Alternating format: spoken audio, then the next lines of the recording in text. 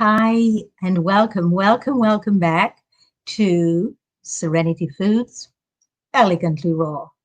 I am your host, Doreet, and I invite you today to do something that all babies do from the day we were born until the time that we started listening to others and giving our power away. We all ate intuitively. We knew when to cry for food and when to push it away, when to spit it out, and when to pull it in. And yet we have lost that. This was a basic skill with which we were all born, every one of us. And yet we gave our power away first to the adults around us, then we gave it away to nursery rhymes, fables, fairy tales, and then eventually the biggest fairy tale of all, the mainstream media, corporations, institutions, and in the US, insurance companies. So I invite you now to please put a pause on this and start anew again. We can all be reborn, but we have to wish for it, want it, and work for it. And this is a daily practice of taking our power back. And nothing, it seems to me, has more power over us than the food industry. It has become an industry. Just think about it. Even now that we are here, I am speaking to you, you're listening. There are people sitting in boardrooms plotting, yes, plotting how to poison us in a much more effective way, how to get us so addicted to things that have nothing to do with our own growth, development, and the health of our bodies and our minds, so that we will spend more money and will become more and more hooked on what it is that they wish to sell us. And this is all because we no longer eat intuitively. Think about the animal kingdom for a moment. Just think about it. In the wild, and I'm not talking pets, because we're doing the same thing to pets now that we've done to ourselves by giving institutions and corporations power to create what we call pet food, as if animals do not know what to eat. And they're developing the same sickness and illnesses that we have and that we have created because we gave our power away. So I'm inviting you all to start the practice of eating intuitively, whatever that means for you. It doesn't have to be what I am suggesting here, and I have many suggestions. This is just one video of many that I'll be doing. I invite you to listen to our Creating Resilience webinars on our group Facebook page, which is Creating Resiliency Collaborative Group, and where I have bring on multitudes of other people who will be retraining us to do exactly this and how to take our power back in many other different ways. However, today we are focusing on food because to me, that is the mainstay of what it is that we have created where we've given our power away. So we now have farmers, we have people dedicated just to growing food. There was a time where we didn't even grow our own food. Nature grows it for us. We would simply go out and scavenge in nature, and I call it wild crafting. We would just go and pick up wild foods and we would eat those. We'd forage, wild foraging. We'd go foraging for wild foods and we'd know which ones would be poison, which ones to eat. And it's amazing how nature tells us which one is poisonous. For example, some plants have prickles and they will stick us and they will prevent us from eating them. Others, they can be eaten even although they do have these things, but they protect themselves for us to make sure that we know what to do and what part of them to eat, that we cannot eat the whole thing, the whole plant. And we need to know which part of it and how to get to that part that can be eaten. So if we were to eat intuitively, we would no longer need nutritionists. Just think about that. Why do we pay someone to tell us what to eat? Why do we pay people like me, chefs, to make food for us when food exists in nature wild, when it doesn't cost money? but we've sequestered ourselves away from nature. And we've put ourselves in these man made prisons where nature is no longer a part of us and we're no longer a part of nature. And so, in order for us to get food, we need to go to a place called a grocery store or a supermarket. And we then have to make money and then give money in order to be able to eat. But that's sustenance, that's just mere sustenance. So why are we giving money when nature supplies us with everything? Orange groves are being cut down by developers to build development homes. Why are we not making sure that those trees are still there and that they're available to the community? Avocado trees, lemon trees abound wildly in the wild, and yet we're allowing people to come in and cut them down.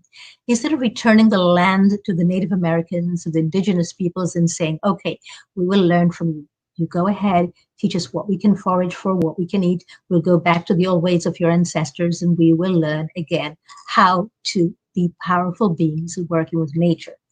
So we will speak about this at a later date. We'll come back to this in greater detail. For now, I'm just inviting you to think about how to eat mindfully, how to eat intuitively. So, in order to do that, let me introduce you to a few friends. This one is the apple.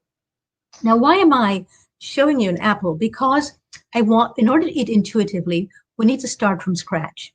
One of the most alkaline foods and one of the things that most people really love, and one of the first things we give to children is apples.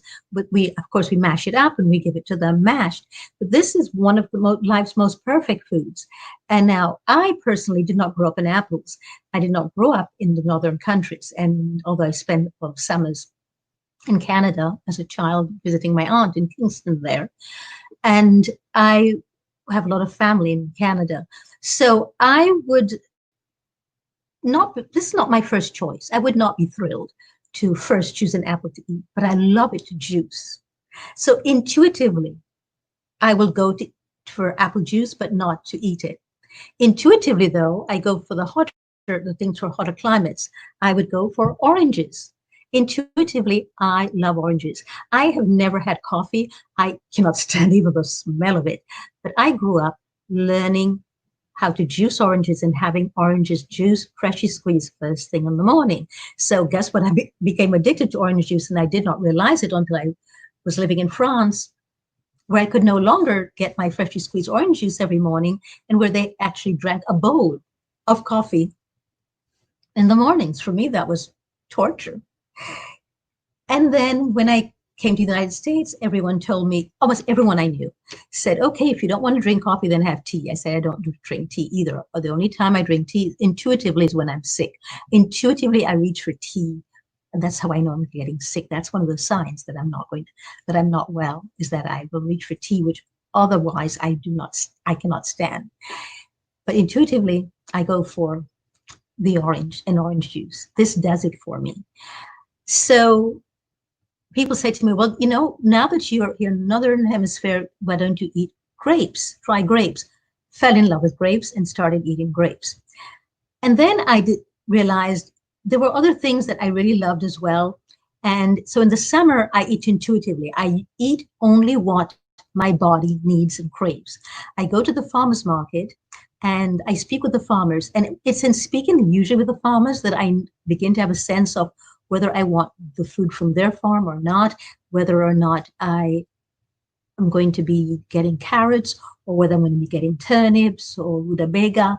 That's in the winter. In the summer, I love watermelons.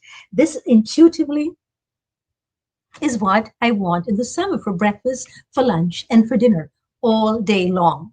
I also, one of my dearest friends in Israel told me, and I don't remember this, that I used to have parties and I used to serve watermelon juice, which is interesting because right now watermelon juice is what I love the most in the summer. I love coming home on a hot, sticky day. I do not like summers at all because I do not like heat, but I sure love the fruits of summer. So intuitively, I will make sure that there's always either cantaloupe juice or a juice from another melon or watermelon in the fridge, because this, to me, is what intuitively I reach for summer. Or I will make a summer drink of mangoes. This one itself is mangoes with oranges. So I come home and this is what I have waiting for me in the fridge is a nice tall glass of mango and orange juice. And then, of course, in the summer, I also find myself craving celery. Yes, I crave celery in the summer. So I juice a lot of celery in the summer. I usually begin the day with celery juice. If I do not begin the day with celery juice, I begin it with cucumber juices. So I go intuitively, I eat intuitively what really pulls me to it in the summer. I do not eat according to what I'm told. I do not look and see, oh, if I did I get enough protein, how much calories is in this watermelon? No animal eats that way. No animal goes, hmm, I want no let you know, if you have you ever seen a lion sit around and ponder? I wonder if that giraffe has enough protein in it for me to eat. No, they don't do that. They don't go, is there enough calories for my breakfast this morning? No, they go intuitively for what they want to eat. And then there's so many herbivores in the wild. We have the biggest animals are herbivores. For example, elephants and hippopotamus and rhinos. And that you have such a huge selection of animals who eat intuitively in the wild and they know exactly where to go to get the food. And when they have their young, they teach them and they help them with their intuition. You do not eat the palm tree, the leaves of the palm tree, because you'll get an upset stomach.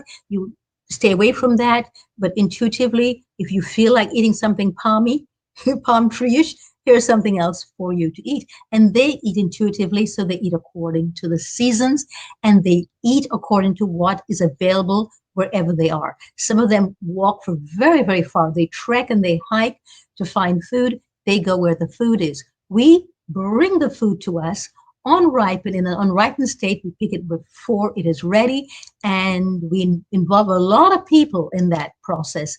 And then we wonder why it is that we're disconnected with our food supply, because we didn't grow it, we didn't pick it, we did not give thanks to the people who did it so, nor did we give thanks to the food.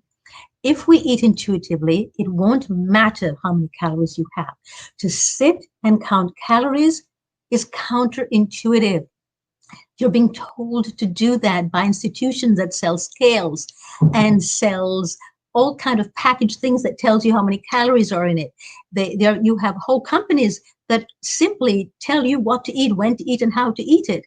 But you're still sick, and your skin is still not radiant, and you still are breaking out, and your hair is not shiny and clean and healthy, and your eyes and your intestines and your lungs and your liver are crying out for you to please eat intuitively.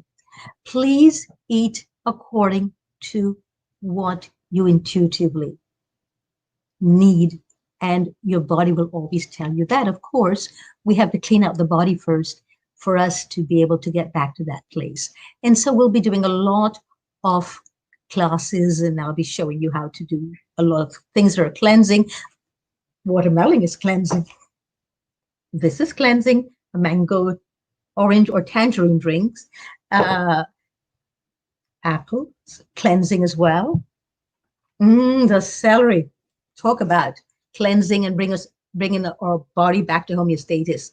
This is it.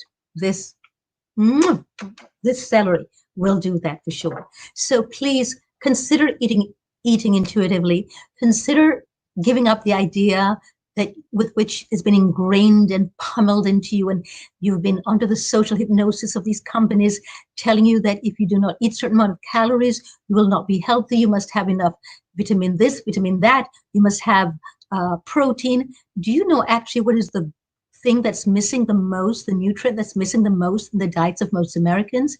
It's magnesium. It's minerals. Minerals.